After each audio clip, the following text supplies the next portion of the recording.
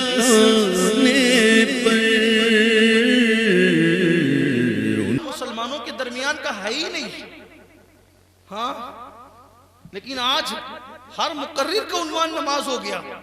क्यों? क्योंकि बाप मेहनत नहीं कर रहा है, माँ मेहनत नहीं कर रही है। और ये याद रखना, सिर्फ नमाज को तर्क करने का नतीजा है, खुदा से रिश्ता कमजोर करने का नतीजा है कि जिल्लत की वादियों में भटक रहे हैं, तबाही के दहाने पे पहुंच चुके हैं।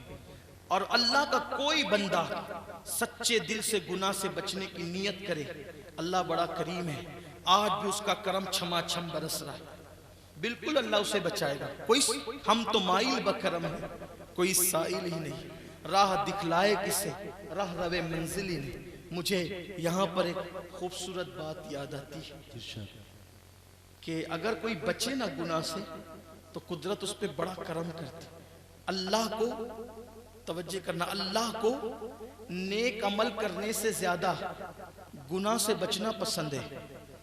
अल्लाह को नेक अमल करने से ज्यादा गुनाह से बचना पसंद है। क्यों? इसलिए कि जो नेकी करेगा वो गुनाह भी कर सकता है, लेकिन जो गुनाह से बचेगा वो सिर्फ नेकी ही करेगा। जो गुनाह से बच गया नेकी ही करेगा। तो नेकी, नफिल नेकी से ज्यादा गुनाह। जैसे मिसाल के तौर पे कोई बेनमाजीपन से बच जाए तो नतीजा क्या है? वो तो नमाजी ही होगा। कोई झूठ के गुनाह से बच जाए, नतीजा क्या है? वो सच ही बोलेगा। यही तो है ना। इसलिए गुनाह से बचने पर ज्यादा तवज्जो दो, और जो गुनाह से बचते हैं फिर उन पर बड़ा करम होता है। अल्लामा इमाम याफई जो हुजूर गौसे पाक के मुरीद हैं, यानी सिर्फ एक या दो वास्ते हैं गौसे आजम के और इमाम याफई के दरमियान, दो वास्ते सिर्फ। वो लिखते हैं, इमाम याफई, जिसको अपने अल्फाज के जामे में मैं आपके सामने बयान करने चला हूं, कि एक बुजुर्ग थे। वो बुजुर्ग जब हयात थे तो उनका जिस्म खुशबू से महकता था। उनको उनका नाम ही हजरत मिस्की पड़ गया था। हजरत मिस्की उनका नाम पड़ गया था। जिस्म से खुशबू आती थी, मुश्क की खुशबू आती थी। और जब उनका इंतकाल हुआ तो भी जिस्म महका, कफन महका, और जब कब्र में रख दिया गया तो उनकी कब्र भी महकती रही।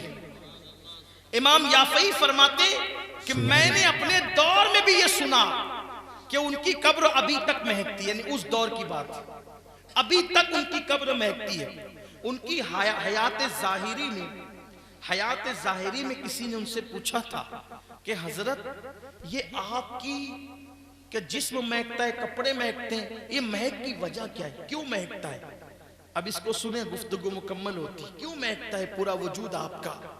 हज़रत मिस्की ने जवाब दिया कि मेरी जवानी थी, जवानी का दौर था, और चूंकि हमारी गुर्बत की जिंदगी गुजर रही थी, गुर्बत के हालात थे, तो मेरे वालिदैन ने मुझे एक कपड़े की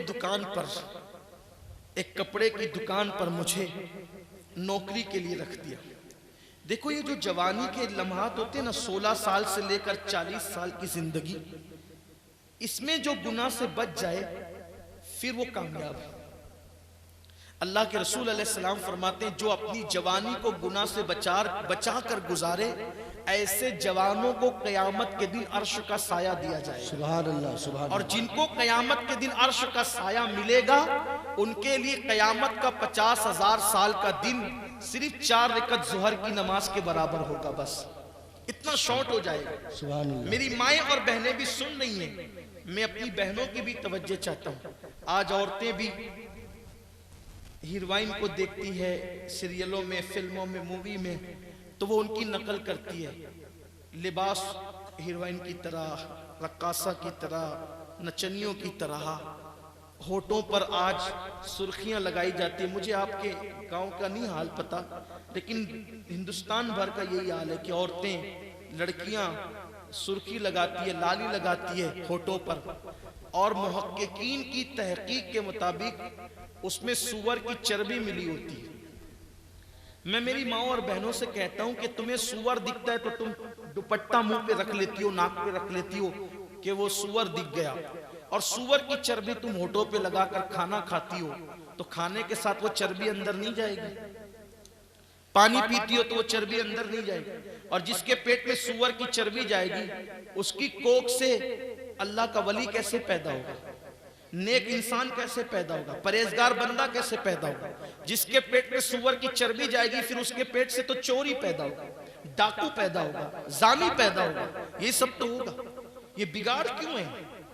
औरतें समझती है। और मैं तो ये कहता हूं, नमाजी बनो, वुजू करो। वुजू से अल्लाह वो खूबसूरती देता है कि मरने के बाद भी वो हुस्न कायम रहता है। ये लाली पाउडर के हुस्न की कोई हैसियत नहीं है। हाँ, औरतें सिंगार करे, लेकिन जो जायज है उसके मुताबिक करे। लेकिन औरतें भी अब गुनाह के रास्ते पे चल पड़ी। हुजूर अकरम सल्लल्लाहु अलैहि वसल्लम फरमाते हैं कि जब औरतें बिगड़ जाएगी तो फिर शहर तबाह कर दिए जाएंगे, शहर बर्बाद कर दिए जाएंगे। औरतों का हाल अजीब हो गया है। बारीक लिबास, पतले लिबास। अब तो लड़कियां भी कानों में ईयरफोन लगाकर रास्तों से चलते हुए गाने सुनती है। मर्दों से फोन पर गुफ्तगू करना आज शौक बनता जा रहा है। मैं ये नहीं कहता कि आपकी बेटियां ऐसी होगी, नहीं। पूरे हिंदुस्तान का एक हाल मैं आपके सामने रख रहा हूँ। अल्लाह करे यहाँ की बेटियां ऐसी ना, और ये नहीं होगी ऐसी यहाँ की बेटियां। लेकिन एक बात है, वो जो टीका लगाते ना, इसको कहते हैं हिफ्ज़ मा तकद्दुम के तहत, सेफ्टी के लिए टीके लगते हैं। तो ये बात भी सेफ्टी के लिए कही जा रही है। अल्लाह ना करे ये बुराई आपके यहाँ आए, इससे पहले मैं आपको आगाह कर रहा हूँ, हमारी बेटियां सैयदा फातिमातुज़ ज़हरा के किरदार को लिए हुए होनी चाहिए। हमारी बेटियां अम्मा आयशा सिद्दीका के किरदार को लिए हुए होनी चाहिए। हमारी बेटियां माँ खदीजतुल कुबरा के नक्शे कदम पर चलने वाली होनी चाहिए। हमारी बेटियां राबिया बसरी के तरीके पे चलने वाली होनी चाहिए। आज उन्हें कोई भी देख ले, कोई भी घूर दे, कोई भी फिक्रा कस दे, कोई भी कमेंट कर दे, तो उनको कोई तकलीफ ही नहीं है। एक मर्तबा राबिया को एक मर्द ने सिर्फ देख लिया, राबिया बसरी को एक मर्द ने सिर्फ देख लिया, राबिया उस सदमे में जमीन पे गिर गई, हाथ टूट गया। अल्लाह, कि मुझे किसी ने देखा कैसे?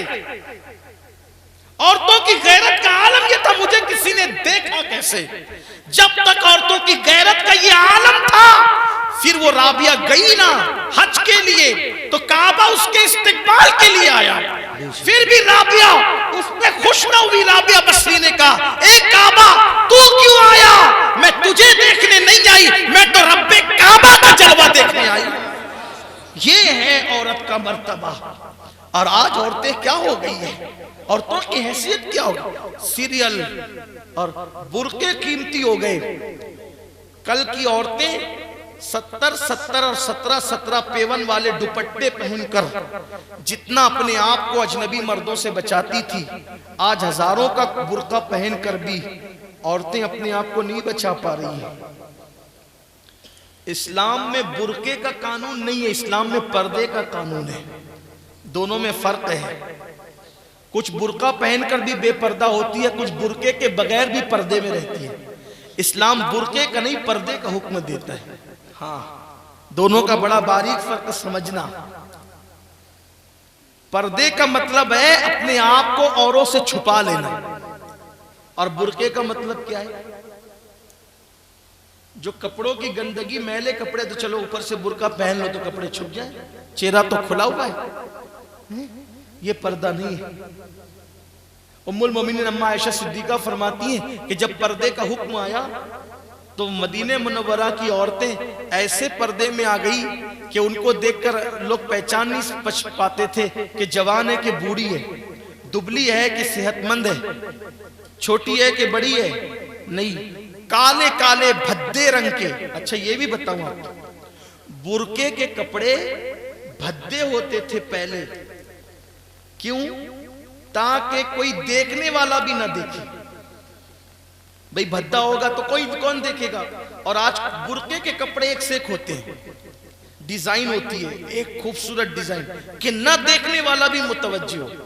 ये तो नुकसान है। बुर्के का कपड़ा भद्दा होना चाहिए। आप कहेंगे मौलाना ये का आप तो कौन सी बहुत पुरानी बात कर रहे हैं। बात यही है, अगर लोग दुनिया की तरफ जाना चाहते तो आगे जाएं, और लोग अल्लाह की तरफ आना चाहते तो फिर मकीने गुंबदे खजरा के कदमों में आए। सुभान अल्लाह, सुभान अल्लाह। अरे लोग क्या कहेंगे, लोग क्या कहेंगे कि फुला ने अपनी बीवी को जो है वो ऐसा भद्दा बुर्का पिना दिया।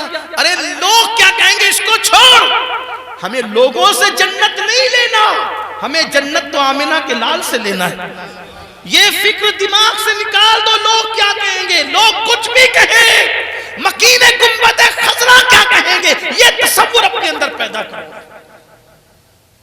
और हमें उसी तरफ जाना है जिस तरफ आमिना के लाल की खुशी है, जिस तरफ सैयदुल आलमीन की खुशी है। लोग क्या कहेंगे, लोग क्या कहेंगे कि चक्कर में तो ये दिन आ गए, और लोग क्या कहेंगे, लोग क्या कहेंगे। याद रखना, लोग कभी किसी को अच्छा नहीं कहते, ये बात दिमाग में रखना। सबकी खुशी की फिक्र छोड़ दो, रब को राजी करो। बेशक कुरान कहता है वल्लाहु व रसूलुहु अहqqu अन युर्दू, अल्लाह और उसका रसूल इस बात के ज्यादा हकदार है कि तुम उनको राजी करो। सबके चक्कर में अल्लाह रसूल को नाराज करते हो, सब भी राजी नहीं होते। और फिर लोग क्या कहेंगे, लोग क्या कहेंगे, माज़ अल्लाह। फिर जब वो दिन आता है कि बेटी रुसवा कर देती है, तो तब क्या होता है, बेटियों को घर में रखो, उनकी तरबियत करो। लेकिन तरबियत कब करोगे, जब खुद नेक रहोगे तब करोगे, जब खुद दीन जानोगे तब करोगे, जब खुद शरीयत जानोगे तब करोगे, जब खुद नमाज के पाबंद हो तब बेटी बेटे को नमाज का पाबंद बनाओगे। घर में बीड़ी पीते बैठे रहो, बेटे को बोलो जा नमाज पढ़, उसने कब नमाज के लिए जाना है। बेटी को कहो नमाज पढ़, उसने कब नमाज के लिए जाना है। नहीं, हमें खुद नेक बनना होगा। किसी मुफक्किर ने कहा था कि नेक माँ बाप की औलाद गुनहगार हो गई, माँ बाप नेक बनाने की कोशिश करते रहे, है ना, लेकिन आइंदा 10-20 साल के बाद क्या होगा, आने वाली नस्लों को तो माँ बाप ही गुनहगार मिलेंगे। क्या तूफान मचेगा, कैसी तबाही आएगी। बोलो, ये जो नौजवान आज के लड़के लड़कियां हैं, ये कल के माँ बाप हैं कि नहीं। जब जानी माँ बाप मिलेंगे तो वो बच्चों का मुस्तकबिल क्या होगा। जब बेपर्दा घूमने वाली माँ मिलेगी तो उस बच्चे का मुस्तकबिल क्या होगा। जब हराम खाने वाला बाप मिलेगा तो उस बच्चे का मुस्तकबिल क्या होगा। सोचो, मुस्तकबिल को सोचो, कितनी आग लगेगी, कैसी तबाही आएगी, कैसा तूफान होगा। अल्लाह अकबर। खुदा के लिए मेरी कौम के जवानों, दीन की तरफ आओ। हमारा दीन बहुत खूबसूरत है, हमारा दीन कभी किसी को रुस्वा होने नहीं देता। हमारे मजहब में लचक भी है। हमारा मजहब कहता है फुल एंजॉय करो, बस हराम काम मत करो, नाजायज काम मत करो। हमारे मजहब ने कभी नहीं कहा पार्क में मत जाओ, पार्क में जाओ लेकिन निगाहों पर खशियत रब्बानी का पैरा बिठा के जाओ। हमारा मजहब ये नहीं कहता कि लय ना सुनो, हमारा मजहब कहता है बिल्कुल लय वाली बात सुनो, मगर क्या, गाना नहीं सुनना, किसी के जुल्फ रुखसार की बात नहीं सुनना, महबूब की नात सुनना। ये हमारे मजहब ने ऑल्टरनेट दिया है, बदल दिया है। हाँ, दिल लगाने के लिए कोई चाहिए तो किसी फिल्मी दुनिया के खान साहब से मत लगाओ। अगर दिल लगाने के लिए कोई महबूब चाहिए तो आमिना के लाल से दिल लगाओ। और वो तो हमसे कितना प्यार करते हैं, उनकी तरफ आओ। एक बार दीन की तरफ आकर तो देखो।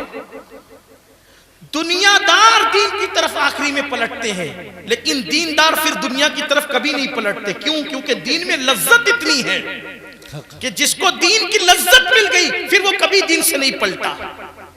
तो बात दूर निकलती, अर्ज ये कर रहा था कि हजरत मिस्की से किसी ने पूछा कि हजरत आपका पूरा बदन महकता है, वजह क्या है। और फरमाया कि मैं गरीब था, जवानी के दिन थे, कपड़े की दुकान पे नौकरी कर रहा था, एक औरत का गुजर हुआ, उस बदबख्त की नजर में पाप आ गया और उसने मुझे देख लिया और घर गई, बड़ी मालदार थी, तो अपनी कनीज को भेजा के जा करके कहना कि हमें कपड़े के कई थान खरीदने, कई थान हमें कपड़े के खरीदने, कपड़ा देखने के लिए घर भेजो, क्योंकि हमारी मालिका नहीं आ सकती दुकान पर। और जब कपड़े के थान लेके भेजना था तो साथ में जाना तो बेचारे नौकर ही को था। कहा मुझे मेरे मालिक ने साथ कर दिया, दुकानदार ने साथ कर दिया। जब दुकानदार ने साथ कर दिया, मैं गया, जैसे मैं अंदर गया उसने ताला मार दिया, दरवाजे बंद कर दिए। और मैंने जैसे कपड़े खोले तो कपड़े खोला तो मैंने कहा देखो ये कितने अच्छे कपड़े। उसने कहा उससे अच्छा तो तू है। कहा सुन, दो रास्ते, एक तो ये कि मेरे साथ जिना कर, और अगर ये न किया तो मैं इतना चिल्लाऊंगी कि तुझे बदनाम कर दूंगी, बाहर जाने नहीं दूंगी, लोग तुझे जलील कर देंगे। एक तरफ इज्जत थी, एक तरफ गुनाह था। मैं सोचने लगा क्या करूं क्या करूं। मेरे दिल में ख्याल आया कि गुनाह से बचना भी जरूरी है, इज्जत बचाना भी जरूरी, दोनों काम जरूरी है। क्या करूं? मैंने कहा मुझे इस्तिंजा लगी है। उसने कहा बाहर नहीं जाने दूंगी, ऊपर मेरे यहाँ इस्तिंजा खाना है। मैं इस्तिंजा खाने में गया, देर तक सोचता रहा क्या करूं। गंदगी पड़ी हुई थी।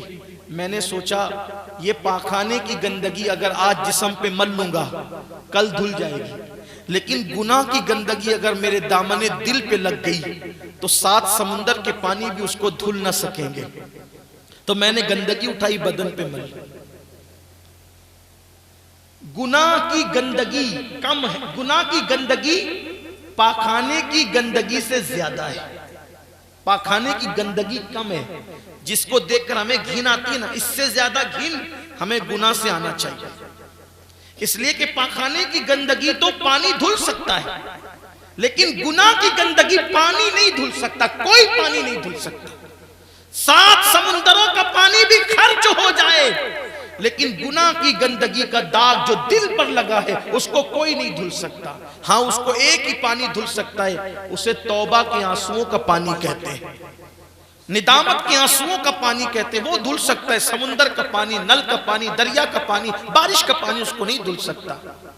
तो हज़रत मिस्की कहते हैं मैंने वो तो पूरे बदन पे मल लिया, और जब बाहर आया तो उसने मुझे देखा, कहा पागल पागल, जल्दी से दरवाजा खोल दिया, क्योंकि मेरे जिस्म में बदबू आ रही थी।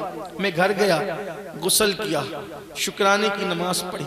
मैंने जब शुक्राने की नमाज पढ़ी ना, तो उस वक्त मैं बैठे बैठे रो रहा था, आज मेरे अल्लाह ने मुझे कितने बड़े गुनाह से बचा लिया, आज मेरे अल्लाह ने मुझे कितने बड़े गुनाह से बचा लिया। ऐसे में रोते रोते मेरी आंख लगी, तो मैंने क्या देखा कि मेरे ख्वाब में जनाबे जिब्रील अलैहिस्सलाम है, और उन्होंने कहा ए अल्लाह के बंदे, तूने अपने जिस्म पे गंदगी क्यों मली? का इसलिए मली कि मैं गुनाह से बच सकूं। बदबू तो चली जाएगी ना, लेकिन मैं गुनाह से महफूज हो जाऊंगा, धुल लूंगा उसको। तो कहा अल्लाह को तेरी अदा इतनी पसंद आई कि अल्लाह ने आज ख्वाब में तुझे मेरा दीदार करा दिया।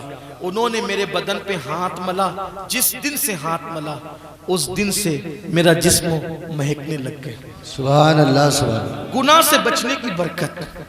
आओ हम भी अहद करें, आज से गुनाह से बचें इंशाअल्लाह। गुनाह में लज्जत है, इज्जत नहीं है। ये जो हमारे दिलों को आज चैन और सुकून नहीं है, इस वजह से कि हम गुनाह पे दिलेर हैं। थोड़ा सोचो जरा कि हमसे बड़ा गुनहगार कौन है। हम बैठते हैं तो गुनाह, उठते हैं तो गुनाह, लेटते हैं तो गुनाह, सफर करते हैं तो गुनाह, कारों के अंदर गाने लगाने, शराब पे पाबंदी है, लेकिन दीव में शराब बिकती है। इसलिए वो आसपास के लोग जो दीव के करीब रहते हैं, गुजरात वाले, वो दीव जाकर शराब खरीद के लाते हैं, क्योंकि गुजरात में शराब पे पाबंदी है। तो एक मुसलमान लड़का रमजानुल मुबारक के महीने में दीव गया शराब खरीदने के लिए। दोनों जेब में शराब की बोतल भरी हुई, दोनों जेब में छुपा के ला रहा था, क्योंकि वहां पर चेक पोस्ट भी आता है। तो जब वो छुपाया हुआ था और बाइक पर था, और बाइक लोगों की नजर से बचाने के लिए वो तेज चला रहा था। दोनों जेब में शराब की बोतलें, रमजान शरीफ का महीना, बाइक की गाड़ी से टकराई और जगह पर इंतकाल कर। था तो मुसलमान, लेकिन जब लोगों ने देखा तो उसकी दोनों जेब में शराब की बोतलें थी, हालांकि वो टूट चुकी। अल्लाह न करे अल्लाह किसी को मौत। मैं बस अपने भाइयों से इतना कहना चाहता हूं, मरना है इस पर ईमान है, अल्लाह को मुंह दिखाना इस पर भी ईमान है, अल्लाह की अदालत में खड़े रहना इस पर भी ईमान है। आप सोचो, आप मोबाइल में किसी लड़की से चैट कर रहे हो, उसी वक्त तो मौत का फरिश्ता है, हाथ में मोबाइल है, लड़कियों के साथ फहश चैटिंग चल रही है, उसी वक्त तो रूह निकले तो अल्लाह को मुंह क्या दिखाओ। जिना में मसरूफ हो, उसी वक्त तो रूह निकले, अल्लाह को मुंह क्या दिखाओ। पेट में हराम लुक़्मा, उसी वक्त रूह निकले, अल्लाह को मुंह क्या दिखाओ। गाने सुन रहे हो एयरफोन लगा के, रूह उसी हालत में निकले, अल्लाह को मुंह क्या दिखाओगे। इस दुनिया में पहली और आखिरी बार आए हो, इससे पहले दुनिया में कभी नहीं आए थे, मर जाएंगे, इसके बाद फिर दुनिया में कभी नहीं आना है। क्या मुंह दिखाएंगे अल्लाह को? फैशन परस्ती के चक्कर में अपनी आखिरत को तबाह मत करो। कब्र में कोई बचाने नहीं आएगा। अगर कब्र में किसी ने बचाना है तो उस आमिना के लाल ने बचाना है, जिसको दिन में 50-50 मर्तबा नाराज कर रहे हो, उनका दिल दुखा रहे हो। खुदा के लिए अपनी आखिरत का ख्याल करो, अपनी कब्र का ख्याल करो, अल्लाह की बारगाह में जवाब देने का ख्याल करो। आज से पहले जो हुआ सच्ची तौबा कर लो। आज की रात बड़ी बरकत वाली रात है, अपने अल्लाह को मना लो, अपने अल्लाह को राजी कर लो। मेरा अल्लाह बड़ा करीम है, बंदे तौबा कर लेते हैं, अल्लाह उन्हें माफ कर देता है। आइए हम सब मिलकर अपने रब को मनाएं और दुआ करें कि अल्लाह आज से पहले हमसे जो कुछ हुआ हम तौबा करते हैं। और मिलाद के मकसद को ज़हन में रखो, एक सच्चे दीनदार बनो, किसी को दिखाने के लिए नहीं, अपने मौला को दिखाने के लिए दीनदार बनो। दुनिया भी समझ जाएगी, आखिरत भी समझ जाएगी। अल्लाह पाक सबसे पहले मुझे और आप सबको अमल की तौफीक अता फरमाए। गुफ्तगू के दरमियान अगर कोई गलती हो तो मेरा अल्लाह मुझे भी माफ़ करे, आप सबको माफ़ करे। वमा अलैना इल्लल बलाग। अस्सलामु अलैकुम व रहमतुल्लाहि व बरकातुहू। शुक्रिया, जज़ाकल्लाह, अल्लाह बरकत। क्या प्रोग्राम है? सलातो सलाम के लिए खड़े।